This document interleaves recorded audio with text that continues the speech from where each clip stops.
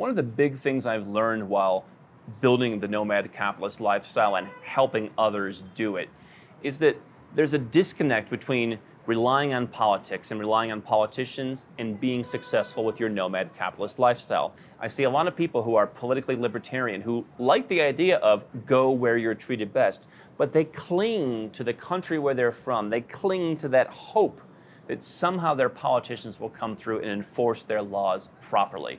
I'm going to give you one specific example of why you should give up all such hope in this video.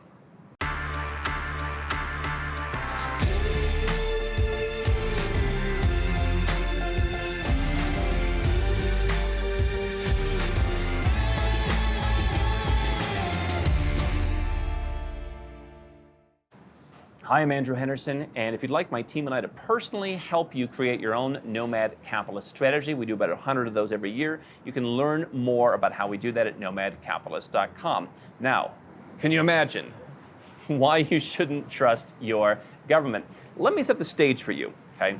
We were doing some research recently in our strategy department here at Nomad Capitalist, and we were looking up some kind of weird cases relating to the F-bar. Now, if you're not from the United States or if you haven't heard about the F-bar, this is where you report your foreign bank accounts to the United States every year. They want to know every account you have overseas, what are the balances, and you've got to send that document into them or else you're going to face some pretty substantial fines, starting at $10,000 per account, up to half the value of the account per year that you don't report it. So it's pretty draconian.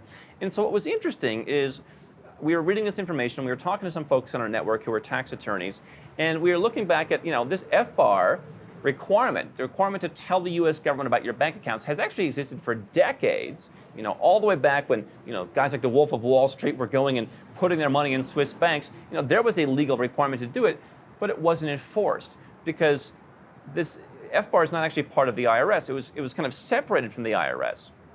And so even though people had the requirement to, there was basically no enforcement. So bring in the early 2000s and they started to ramp this up. Fines started to go up to the current levels, $10,000 per account, kind of as a starting point. They started, really determining, is it willful, i.e., you wanted to hide the money, you're in Switzerland, trying to hide your cash. Or was it not willful? And then FATCA came into play, where every bank around the world pretty much became the unpaid tattletale for the U.S. government. And so as F-bar started to become more aligned, everything started to come together within the U.S. government, these penalties became very high.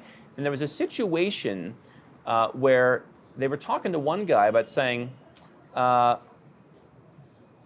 so we found these accounts, I forget, it was maybe let's call it $1 million in these accounts. We think it was willful. In fact, the guy had already pled guilty before he had retained the right counsel to it being willful for 1 year. So they kind of had him on that. And then the issue was, oh, well, he's had these accounts for a number of years. And so there was a discussion of, well, are they going to go through and try and fine this guy 300% of the value of the accounts? Okay. Now, you might be saying to yourself, well, who cares? The guy already said it was willful. I'm not an attorney. I don't practice tax law. What I can tell you is talking to people who do, a lot of times, the tax man, not just in the U.S., but I imagine in other countries, they come and they just really throw a lot of stuff at you. Sometimes they'll throw charges at your spouse just to get you to hurry up and plead, because tax court, the success rate for the government in tax court is practically 100%. And they do that by just really, putting people on the defensive and just getting them just to plead to something. So this guy pled to one count. And so then the question was, well, what about the rest of it? Now, here's where the part about not trusting the government comes in, because what I see is, when we first started Nomad Capitalist, we had a bit more of a libertarian bent. I was like, come on, this is ridiculous, right?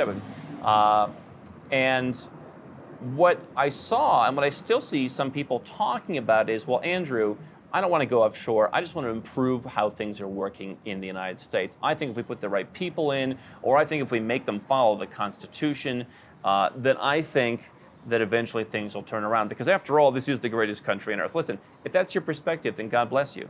But that's not someone who wants to go where they're treated best. Go where you're treated best means no effort is required on your part. No fighting is required. No hoping and praying is required. Go where you're treated best means you assess the landscape and you say, there, that's the best place for me today. I'm not going to change the world. I'm not going to change the government. I'm certainly not going to change the United States government. That's like a slow-moving behemoth. I'm just going to go where I'm treated best. But what people bring up is, well, hold on, Andrew. The 8th Amendment. Hold on, I actually wrote it down here. I'm not the constitutional scholar I once was. So here it is. Excessive bail shall not be required, nor excessive fines imposed, nor cruel and unusual punishments inflicted. We've all heard about cruel and unusual punishment, but no excessive bail, no excessive fines. Now, is $10,000 for one bank account excessive? I don't know. For somebody it might be. If you've got millions of dollars, it probably isn't. But here's the thing.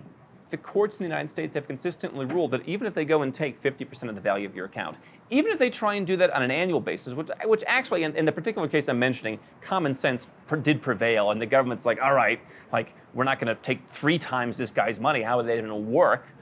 But the courts have consistently said, nah, if you take half of a guy's money because he didn't fill out one form, that's not excessive. And so you can interpret this 8th Amendment as you want. To me, not filling out one form and having half of your assets confiscated, that does seem kind of excessive. But if you're going to rely on the government to protect you, then there's an example right there of how the courts, they basically rubber stamp whatever the government wants to do. They work for the same people. Their goals are the same. And what I can tell you is, especially in Western countries, if you are looking at moving some of your money overseas, whether it's part of the legal tax strategies that we talk about, whether it's, maybe you just want some diversification, maybe you want some better investments, maybe you just want to get some yield on your money that you're not getting at home, where interest rates are near zero. Whatever your reasons, I can tell you most people where you're from, if you're a Westerner, are going to think you're weird. And they may think you're a traitor, especially in the United States. So do you think that the government has any vested interest in protecting people like this? Do you think that there's anybody who's complaining, oh, well, the 8th Amendment's not being enforced? Do you think the average, I didn't know the entire 8th Amendment. I knew cruel and unusual punishment. I did not know the rest. I was a guy who did pretty well studying that stuff. Can you imagine the average person in the United States who doesn't know who the vice president is? Do you think they know the 8th Amendment? And do you think they care? And let alone, do you think they care to protect you? What I always talk about is if you are the kind of person who can become a nomad capitalist, if you're the 7 or 8-figure entrepreneur or investor we talk about, you're already disliked, whether you stay or whether you go, right? Mitt Romney tried to run for president. They torpedoed him. The guy paid tens of millions of dollars of tax. Bill Gates goes on a stage. He's paid $6 billion in personal tax in his lifetime, according to him. Maybe it's more. And people say it's not enough. Not enough. These people, they wouldn't pay $6 billion in 1,000 lifetimes, and yet it's not enough for them. And so, if you're trusting, courts who rubber stamp government decisions to enforce some kind of constitution or some kind of law that benefits people that are not politically expedient whatsoever, when the government that is broke has the chance to collect money, I think that you're doing yourself a great disservice. Go where you're treated best means stop the hoping and praying, stop the staying and fighting. Stop, imagining things are going to change. If only this guy gets in or that guy gets in, or eventually we're just going to keep fighting and common sense must prevail. Common sense mustn't prevail. It often doesn't, especially when you're in that 1 or 2% of people who believe that they want more money, more freedom, and more options in a world where people, on average, increasingly have fewer. So keep that in mind the next time you're relying on some law or some constitution that's not enforced by the government to protect you as a reason to not go where you're treated best. Hi, I'm Andrew Henderson from Nomad Capitalist. I wrote this book, which you can find on Amazon, to distill a lot of the stuff we talk about in these videos and a lot of the stuff I've learned over the last decade plus, traveling all around the world, teaching you about how to legally reduce your taxes, build your personal freedom, and create wealth faster. Definitely get a copy of this book if you want to learn more. Now, if you want to watch more videos, make sure you subscribe to our channel and make sure you click the notifications bell so you never miss one of our new videos with more tips on how to go where you're treated best. And if you're already a 6 or 7-figure entrepreneur and you'd like to put these strategies in place for yourself, go to nomadcapitalist.com and learn about how I can help you.